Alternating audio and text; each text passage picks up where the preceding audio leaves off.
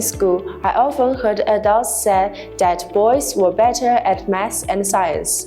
But I want to prove that girls could be good at those subjects too, and engineering was a way for me to do that.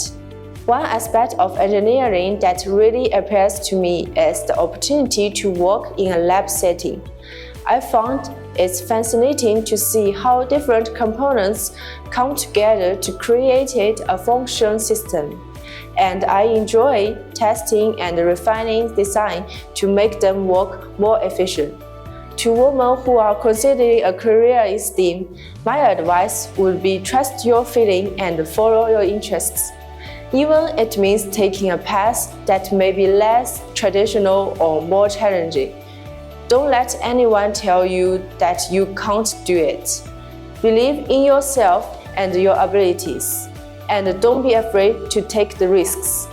The future of STEAM is bright, and there is a place for you in it.